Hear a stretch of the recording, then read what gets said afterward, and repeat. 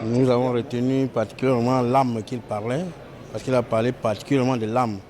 Donc nous essayons aussi de laver notre âme, quoi. Donc pour faire ce qui est bien avec l'âme. Je dirais que l'imam nous a édifié par rapport à Nafs.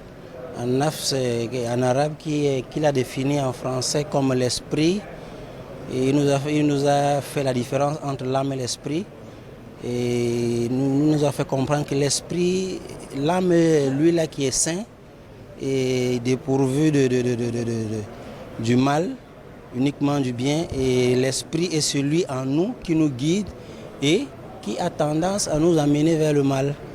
Et c'est à nous maintenant de nous retenir, de faire à ce que le mal vers lequel cet esprit-là nous tire constamment, n'est-ce pas, de le ramener vers nous et plutôt le conduire en contresens, quoi, et aller vers le bien. Et ce bien-là, ce bien-là, c'est ce bien-là qui nous amènera vers le paradis que nous recherchons, tandis que le mal vers lequel l'esprit-là nous tire, c'est pour nous amener vers le paradis. Vers l'enfer, bien évidemment, vers l'enfer. Et je pense que c'est globalement ce que j'ai pu saisir du sermon de l'imam. Le sermon de ce vendredi, l'imam nous a parlé de l'âme.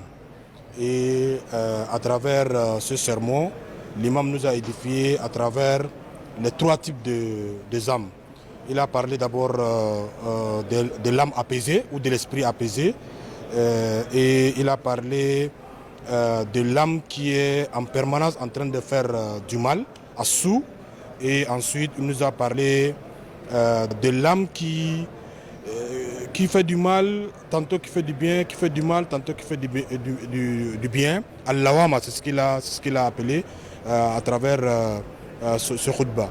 Mais l'imam a attiré notre attention, il a dit qu'on peut vraiment entretenir notre âme à travers le zikr, puisqu'il a rappelé un des versets du Coran où Allah nous dit qu'on peut obtenir notre âme apaisée à travers le zikr. Et l'imam nous a encouragé à faire ce zikr, et le seul zikr, le seul rappel, c'est le Coran. Il a dit d'entretenir notre âme à travers les bonnes œuvres, en lisant le Coran et en mettant en œuvre les injonctions qu'Allah a recommandées pour obtenir cette âme apaisée. Et l'imam a rappelé également que l'âme apaisée, c'est l'âme qui va directement rentrer au paradis, parce que la personne qui a une âme apaisée, vous remarquerez à travers son comportement qu'il est juste, qu'il est véridique, qu'il est vraiment apaisé. Vous sentez que ce qu'il dit sort réellement de son âme qui est apaisée, et il est vraiment honnête dans ses actes, il est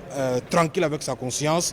Et c'est cette âme-là que nous devons chercher, qu'Allah fasse que nous puissions vraiment avoir cette âme-là, une âme apaisée, pour qu'on puisse vraiment entrer au paradis. Donc, pour comprendre mieux cela, ceux qui ont fait un peu les sciences comprendront ce que je vais avancer. L'atome, qui est la plus petite particule considérée comme fixe, l'atome est une partie, c'est la partie physique. Mais autour de cet atome-là gravitent les ions, les ions positifs, les ions négatifs, donc, ce qui constitue les 99% en réalité. Voilà à peu près ce que nous sommes, c'est-à-dire on a cette partie physique qui est la partie visible, mais il y a autre chose derrière, et c'est cette autre chose-là, c'est en réalité ce qui est nous. Voilà, c'est ce qui est nous en réalité, et puis c'est à nous de faire ce travail, c'est à nous de continuer à persévérer jusqu'au dernier souffle, pour que cette âme-là ait satisfaction du Créateur, pour qu'elle soit apaisée et être rétribuée, Inch'Allah, de tous les bonheurs de l'au-delà, et que Dieu nous préserve de ces âmes égarées. Salam alaikum wa rahmatullahi wa barakatuh.